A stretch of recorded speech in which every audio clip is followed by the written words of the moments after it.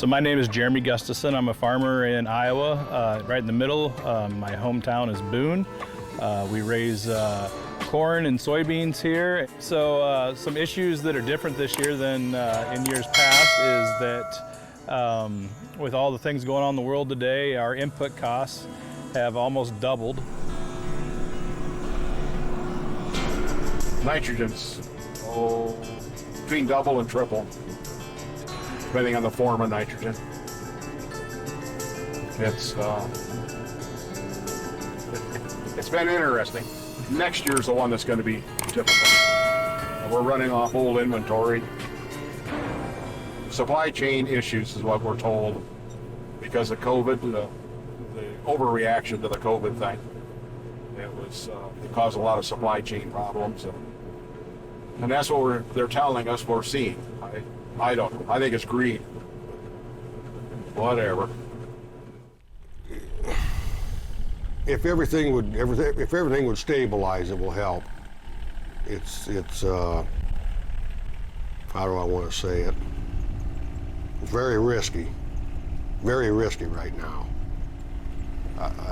For example, you could have two farmers living one right across the road from each other, and they each operate just a little bit different. If one of them's lucky enough to sell his price far enough ahead at a good price, and the other one doesn't, one can go broke and the other one don't.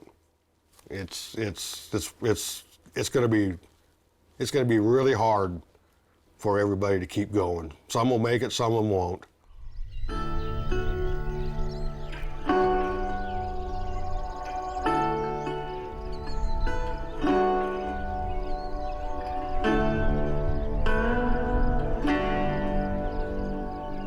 So your heritage is? Yeah, it's Swedish as well. Yep. So they came from Sweden, and in Sweden, I believe our last name was Peterson, and then when they come here, then they changed it to Patterson, just because I think there was too many Petersons. And I know the first Patterson moved here like in 1865, and then probably didn't stake his claim until, into the 1870s. And then I think he jumped on his horse and rode to Boone to stake his claim then anyway. So, but it was kind of interesting. So it goes back a long ways. So, yep.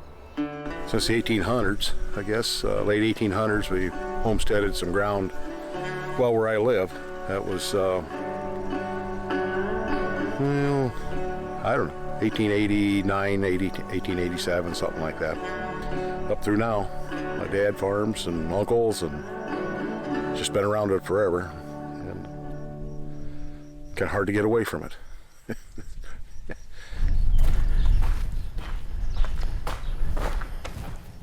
But a dirty tractor for a backdrop. Okay, so in the state of Iowa, they give awards to farms that have been in the family for 100 years or 150 years. So this is the award we got in 1976.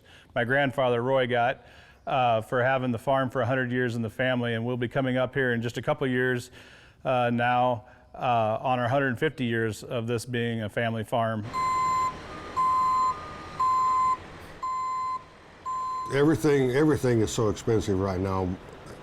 The main reason is because of the cost of fuel. That drives the cost of everything up. The difference in the price of what the farmer gets for the grain, it seems like it's a high price, but when you take that in consideration, what all the inputs, the equipment, and all that stuff, actually our grain prices are not high enough to keep up with what all of our inputs are costing us. Gas price, as far as reason for it, our current lame duck president is blaming Russia for that, and he doesn't realize that if you quit exploring oil resources in the U.S. and Canada, if you shut down pipelines, if you make doing business so prohibitively expensive or so time-consuming to file for the right permits and filling new forms out all the time, your gas companies are going to get blamed for the problem, but they're not the problem. They would like to maximize output. So Biden really can't blame Putin for causing the problem because he himself caused the problem. In his campaign speeches, he was trying to pander to his woke crowd, and he said there's no room for fossil fuel in this administration if I get elected. So my plan on that, which if I was king I would do, I would have everyone that voted for Don Trump get to buy fuel for $2 a gallon less, and everyone that voted for Biden pay $2 more for fuel. So that'd be my solution.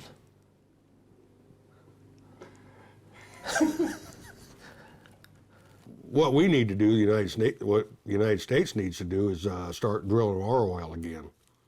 We can drill for oil, and for some reason our government thinks that we shouldn't be using our own oil, which is crazy. You got the environmentalists and all that trying to stop it, so what do? I don't think electric cars is going to solve the problem. How do you make the electricity? Windmills? Wind has to blow for the windmills to work. What do you do when the wind doesn't blow? But to say that we're going to work off solar or battery technology that we have now, I don't think we got the capacity to do the work we're doing with what is available. You still have to have the source of electricity to charge your battery or your capacitor or whatever system you're using. It's either that or you burn diesel fuel and turn the generator to make the energy. The fertilizers, a lot of the commercial, conventional fertilizers are what really has went very high this year. So this is urea, so this is 46% nitrogen. That is more than double that it was last year. The process to make this does use natural gas, so that's the main reason that is higher. People that have farmed their land for a long time, they generally have a surplus of fertilizers in the soil. It's, I don't know, kind of like money in the bank, I guess you'd call it. And you can minimize inputs for a few years, but it'll come back to haunt you eventually if you don't try to keep up. When you put fertilizer on the land, it generally takes 4 to 5 years before you start to realize any benefits from it, because it is a mineral and it takes the microbes in the soil to break it down so a plant can use it. So yeah, it's available. Nitrogen is the only thing that's got to be replaced every year, and finding a source for nitrogen has been the hurdle. Nitrogen, it's sort of like the gas engine of the plant. That gives you your height, it gives you your size, and it makes your plant healthy so it can put a good ear on. The potassium chloride, that's more than doubled also, and we believe that's more due to energy or just because they can raise it. Because it shouldn't have cost the companies twice as much to produce that same ton of fertilizer as it did, in the past. So I think what it was is typically John Deere and Monsanto are always competing to see who can extract $100 an acre from each farmer that's raising corn. So it looked to me like the fertilizer industry wanted to get in the front of the line to see if they could extract $200 an acre from the fertilizer expense. And that's what they did this year.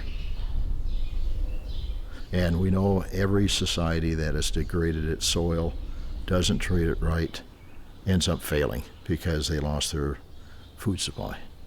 Hungry people riot, and they overthrow governments. So as far as in the end user, so the general public buying, a lot of this food basically, because the food comes a lot from the corn and soybeans, even if it's fed through animals, the beef, pork, poultry, fish. I've noticed in the grocery store that a lot of these prices are up 25 to 30% already. And with high fertilizer and energy prices, they will stay high. With fertilizer being twice as high as what it is normally, that probably alone adds, 10 or 15% to the cost of that product going in the grocery store. So this is affecting everyone, obviously. I mean, everyone needs to eat, and you know, costs in the grocery store are going to be increased.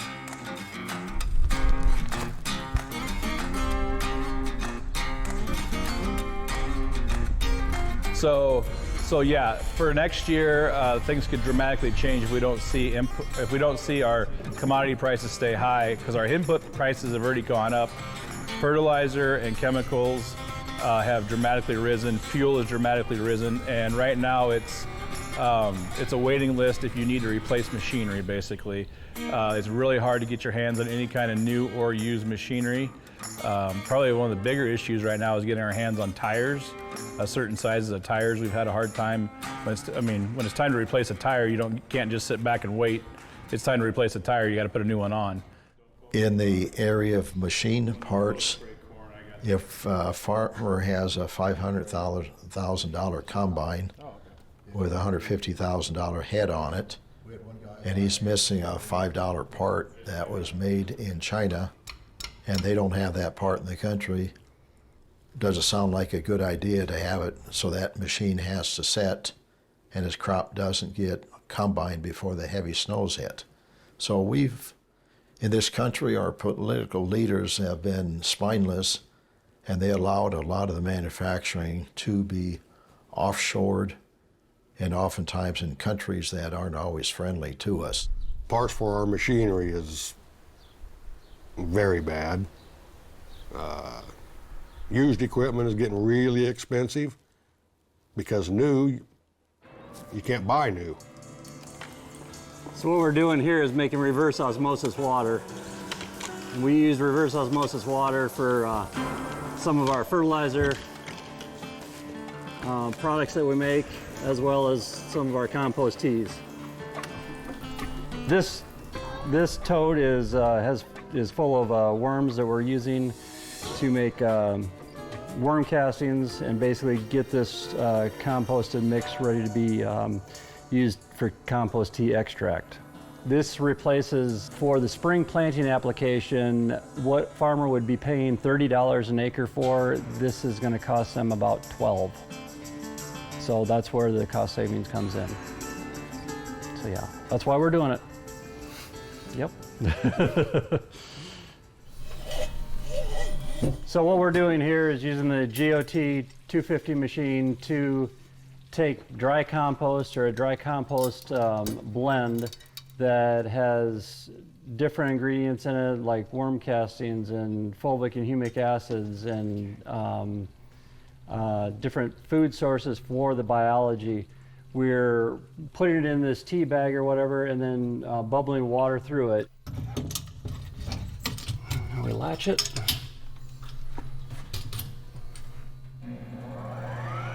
Basically what it does is you're re-inoculating the soil with this bacteria and fungi, and that bacteria and fungi are loosening up or making some of that unavailable nutrients available to the plant. Makes everything work better. It puts more air in the soil, it puts more water in the soil. It just makes the plants thrive. Another thing we're going to do this year is we're going to use foliar on the corn. That is a nitrogen fixing bacteria. And for like $15 or $20 an acre, we think we can get 45 to 50 pounds of nitrogen, which is about half the price of nitrogen right now. I mean, I think that's the things we're going to have to start doing in the future. And I do believe there will be a lot of people starting to do that in the future if these prices stay up. Farmers will find a way to survive. They always have. There's some difficulty in it, but we'll see more manufacturing come back, and we'll get through it.